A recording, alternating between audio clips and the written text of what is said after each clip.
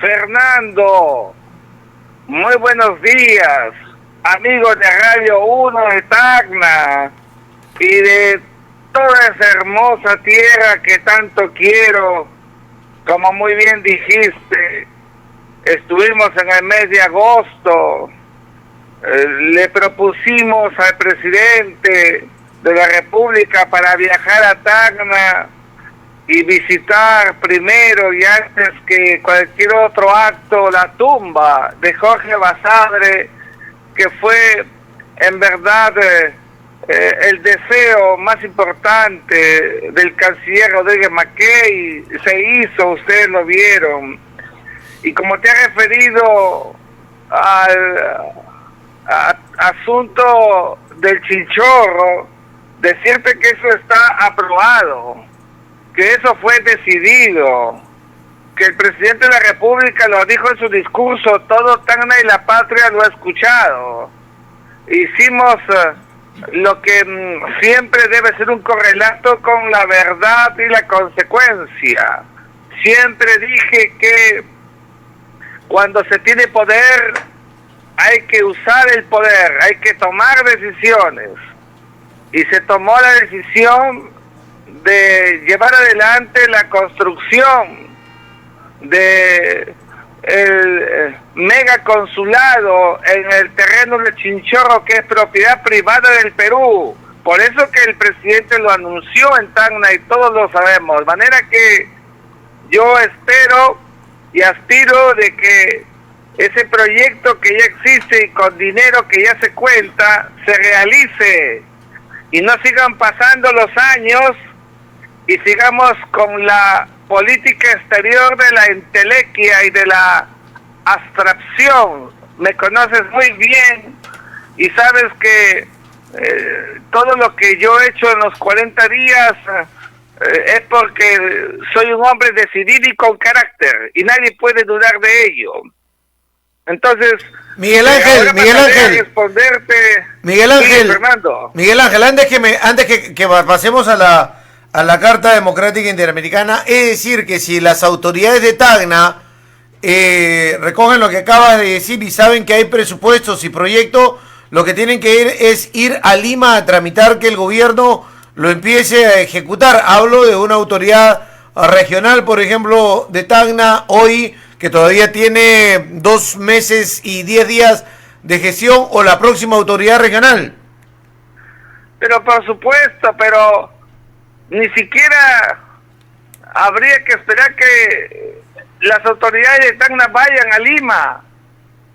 Debe ser Lima, de propia iniciativa, que lo planteó en Tacna el 28 de agosto, lleve adelante, por favor, seamos claros, ejecutemos lo que está pendiente. Es una vergüenza nacional que el terreno de Chinchorro sea un pampón y no tengamos allí ese consulado importante con un centro cultural que pueda servir de base a ese imaginario peruano en Arica, respetando la naturaleza impoluta del Tratado de 1929, donde ya sabemos todos que Arica es parte del territorio nacional de Chile, sin demagogias. Perfecto. Pero con espíritu, ese espíritu que corresponde a una visión seria de la política exterior. Entonces, ahora sí, permíteme entrar a la pregunta que me has formulado sobre la Carta Democrática Interamericana. Hablaba del canciller Landa. Pregunto en voz alta si ya está en Lima, porque en verdad la carta que se ha presentado es una muy mala carta, muy mal planteada, pero qué bárbaro. Lo hemos dicho siempre. La Carta Democrática Interamericana es un instrumento efectivamente que existe con su naturaleza de declaración política del 11 de septiembre de 2001, Fernando, justamente para empoderar el sentido de la vigencia democrática en los países de la región. Y los artículos 17 y 18 están referidos efectivamente cuando existen elementos de juicio reales y concretos de que hay un riesgo, por favor, la palabra riesgo, del proceso político institucional democrático. O sea, lo que es el legítimo ejercicio del poder, pues. Bueno, ¿por qué digo que está muy mal? Porque el artículo 17 es una prerrogativa del Estado. Y si es una prerrogativa del Estado, efectivamente, si el gobierno del Perú lo cree y lo considera, pues activa el artículo 17. Lo dijimos también cuando era canciller, ¿cómo no? Pero el artículo 18 no puede ser invocado por el Estado como dice la Carta. El artículo 18 en realidad se refiere a una prerrogativa que puede surgir de cualquier elemento exógeno en el marco de la OEA, el secretario general de la OEA o cualquier otro estado de la OEA, no el estado concernido. Entonces, el enfoque de la Carta está muy mal planteado. El Perú no puede invocar el artículo 18. Esa sola presentación es un menoscabo del enfoque, porque entonces no se ha tomado una decisión en el ámbito del derecho internacional americano que corresponda puntualmente al tema de la Carta Democrática Interamericana. Y ahí hay un problema, porque el enfoque tiene un punto de partida en verdad viciado. Entonces ahora has visto tú cómo el secretario general de la OEA le manda una comunicación al presidente del Consejo Permanente de la OEA para la reunión de más tarde. La pregunta es una carta que la dirige por el artículo 18 o por el artículo 17 de la Carta. Este error evidentemente, a mi juicio, debilita la estrategia que pudiera tener el gobierno del Perú, que es una prerrogativa, a mi juicio, lo digo como hombre del derecho, legítima. Sin embargo, y aquí quiero ser puntual, el segundo error en la Carta se circunscribe a que hace una mención a una modalidad de golpe de Estado. Por favor, no existen modalidades de golpe de Estado. La doctrina es clarísima. El golpe de Estado está consumado en el derecho comparado, en el derecho constitucional comparado, como aquel acto donde existe el uso de la fuerza. Aquí no hay uso de la fuerza. Aquí hay pugnas internas, que es distinto. Y esta naturaleza de lo que significa la doctrina, el golpe de Estado no puede ser manoseado en una carta, y lo han inducido al presidente de la República al error. Y digo al error porque tratándose de un canciller que dice que conoce derecho constitucional, pues no sabe nada. Y eso realmente desnuda que a veces tenemos estos arquetipos de actores que dicen que saben y no saben nada. Y en tercer lugar, estamos mirando y viendo que lo que dice la Carta está involucrando a un actor que es un elemento que forja la judicialidad nacional, como es la Fiscalía de la Nación. La naturaleza de la Fiscalía no es política, es jurídico procedimental. La naturaleza de la activación de la carta es stricto sensu de carácter político, y su naturaleza política es el Congreso de la República, no la Fiscalía de la Nación.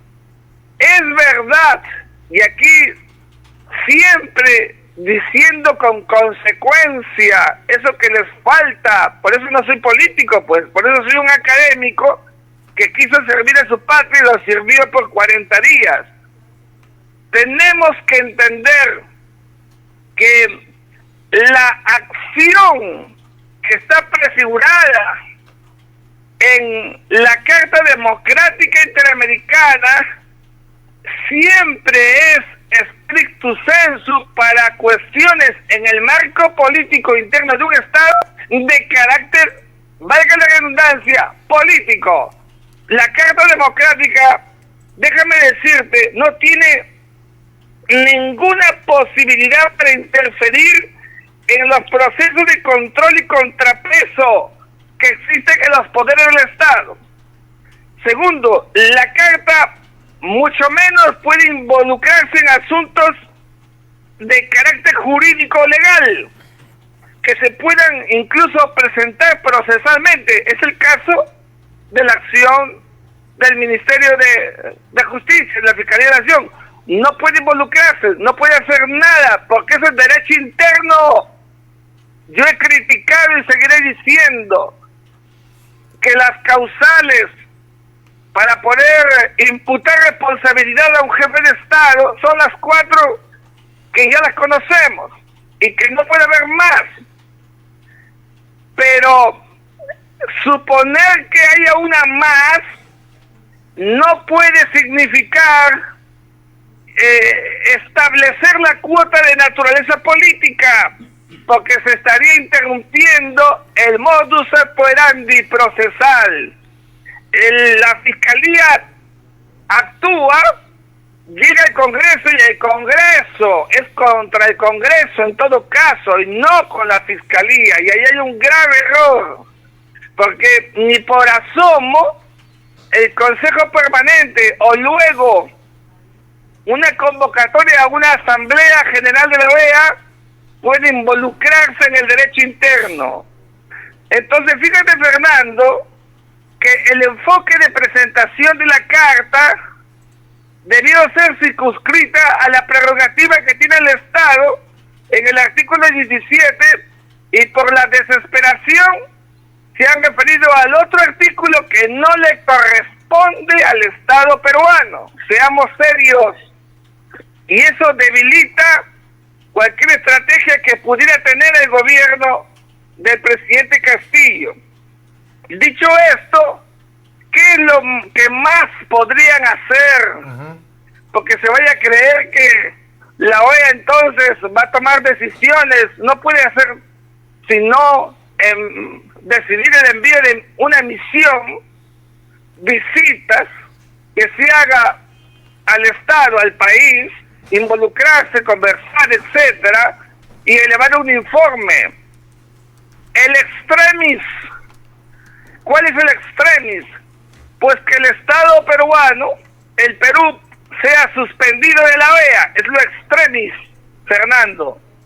La pregunta es, en este marco en el que estamos saliendo de la pandemia, en el que afrontamos una guerra en Europa del Este, las vulnerabilidades de la polarización interna, otra vez, como decía Basadre, no estamos pensando en el Estado-Nación, nos vamos a disparar a los pies los peruanos, porque suspender al Perú de la OEA significará un detrimento para el Ejecutivo, para el Legislativo, para el Poder Judicial, para todos los estamentos. No estamos pensando entonces, y en consecuencia no tenemos capacidad los peruanos para sentarnos a conversar.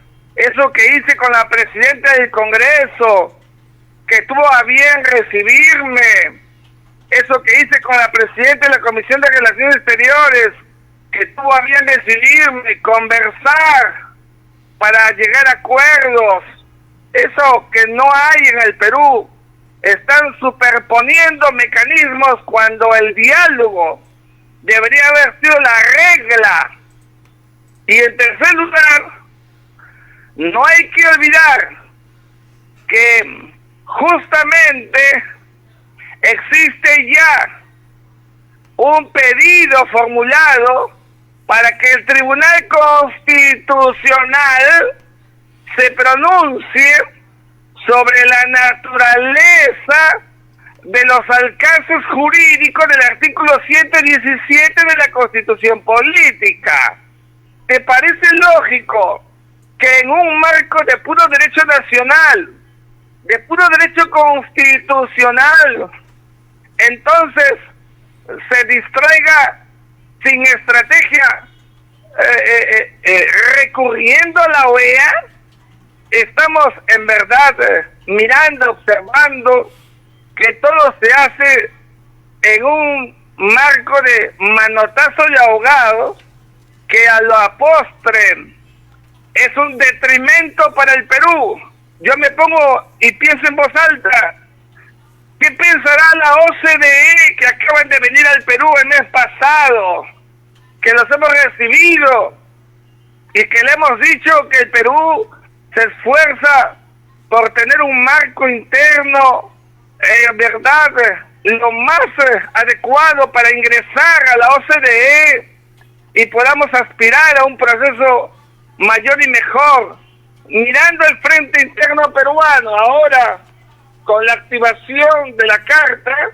En verdad, nuestra mirada internacional, nuestra política exterior sin rumbo, amén de todo lo que ya sabemos, en verdad está en una fase anarquizante, y de esto es responsable el canciller de la República, que está desnaturalizando y sobre todo desprestigiando a la vida internacional del Perú. Y en la tarde, ¿qué es lo que puede decidir la OEA? ¿Puede rechazar la activación o de todas maneras va a tomar una decisión? Porque se habla de incluso enviar una misión a nuestro país. Sí, tenemos que ser claros. Lo más probable es que decidan enviar una misión, lo hacen por encargo del secretario general, es verdad, o por el Consejo. Tiene que haber el apoyo de 18 votos y van a hacer lo que se denomina en la doctrina una apreciación in loco, de factum, de la situación del país. Por tanto, tampoco garantiza que cuando venga la misión se va a tomar en cuenta lo que diga el Ejecutivo. Es que ese no es el objeto. El Estado, a través del gobierno, tiene esa prerrogativa, lo enfatizo. Es una prerrogativa legítima y está en el derecho positivo americano, pero eso no garantiza que sea conforme el pedido del gobierno del Perú. En segundo lugar, esa misión debe elevar un informe, y ese informe puede suponer incluso circunstancias objetivas, llamando a la conciliación, llamando a lo que estamos hablando preliminarmente. Por favor, ¿para qué vienen a la OEA? ¿Por qué no conversan entre ustedes? Es lo que nos puede decir la OEA. Y habíamos dicho aquí en tu programa, incluso antes de ser canciller, te acordarás la importancia del acuerdo nacional, que hemos dejado de lado. Nos disparamos a los pies, como decía Basadre otra vez, porque no estamos pensando en el país. Y por supuesto, ya puede haber, luego de ello, de este informe, de estas visitas, pues se puede convocar una asamblea general extraordinaria, Ya. y ahí en esa asamblea, donde van a estar todos los cancilleres, en el Consejo Permanente no son cancilleres, son los representantes permanentes de cada país en Washington, ¿no es cierto? Y tomar la eventual decisión de suspender al país. Para eso se necesitan 24 votos. Suspender al país. Sí, eso es, pero cuidado, no hoy día, esto es Consejo Permanente. Ajá. Luego se puede, a la luz de la visita y de los informes, convocar a una Asamblea General Extraordinaria, como la que acaba de ver en Lima, que es ordinaria, la 52, pero una extraordinaria de cancilleres, y solo en ese marco, después de la visita, después del informe, pues tomar la decisión de una suspensión del país de la OEA. Más temprano un periodista me preguntaba la expulsión. Por favor, amigos del periodismo que tanto quiero, no hablemos de expulsión, porque la palabra expulsión no existe en la doctrina del derecho americano. Suspensión. En la suspensión. Ya, pero eso no abonaría en contra del propio gobierno, que suspendido no tendría un respaldo internacional. En contra del gobierno, en contra del Congreso, en contra del Poder Judicial, ya, en contra de las instituciones vivas de la patria, en contra de los habitantes de la patria, en contra de las pymes, de las MIPES, en contra de todo, Fernando. Ya. Ahora, permíteme un segundo ir para atrás. Llega una misión, se presenta en nuestro país, no viene a conversar con Castillo, viene a conversar con todos. Es correcto. Ya. Ellos vienen, ¿ya? Y hacen una visita en persona, in loco, de campo, pues, y la hacen a los diversos actores que ellos crean convenientes. No es que el gobierno del Perú le va a poner un libreto a quien visita y a quien no. Eso no existe. Ya, pero ahí y viendo el mensaje ayer del presidente de la República, tengo la versión ya del gobierno, que en muchos casos yo le doy la razón. Un grupo de personas políticas acostumbradas a manejar el país que no aceptaron el resultado electoral del proceso llevado adelante, conocidos en nuestro país como fraudistas, y posteriormente impulsando vacancias sin razón desde el inicio del gobierno del presidente. Una prensa acomedida y que hoy llena de titulares en contra del gobierno, y un Congreso que en la medida ha tratado de impedir el trabajo del propio Ejecutivo. Hasta ahí el gobierno tiene cierta razón y sustento en la tesis que puede esgrimir, pero en los hechos de corrupción que ha cometido el gobierno sabía a lo que se enfrentaba y se metió en hechos de corrupción. Hay por lo menos 8 colaboradores eficaces que siguen declarando y que todos señalan a Palacio de Gobierno. Hay una serie de hechos que se han llevado adelante que la Fiscalía ha sustentado en un documento y una información, y eso como que equilibra la balanza, que por el otro lado Fiscalía está activando, parece, ¿no? Artículos de la Constitución jalados, estirados para moldarlos a la circunstancia de poder procesar al presidente de la República, pero que el propio gobierno entró en ese trompo, y sería muy poco los que creyeran en la inocencia del propio mandatario. Mira, Fernando, todo lo que tú has dicho yo lo resumo en esto que pasa siempre en el marco político y en la teoría del Estado, que se llama las pugnas, pues, pugnas. Hay pugnas porque todos tienen sus argumentos, y no me corresponde a mí decir si los del gobierno son los buenos, los del Congreso son los buenos, o los malos los del Congreso y los buenos los del... No, pues, aquí lo que tenemos que mirar es que para que la gente nos ve, nos escucha, porque no nos ve, esta vez nos escucha en todo el país, es que la activación de la Carta Democrática, en verdad, lo que está poniendo a la luz es la incapacidad de los peruanos para resolver nuestros problemas por nosotros mismos. Tenemos que decirlo de frente. Ya. cuando llegamos a la Cancillería, yo mismo, cuando escuché del presidente y me dijo, hay que activar la Carta Democrática, por supuesto, presidente, ahí está, le digo una cosa, está el artículo 17, no el 18. Me acuerdo mucho que decían incluso hay que buscar países. No, el artículo 17 es para el Estado peruano. Pero ¿cuáles son las circunstancias? Y ya viste tú que incluso teníamos la reunión de la ONU y luego de la OEA, se nos podía caer la OEA.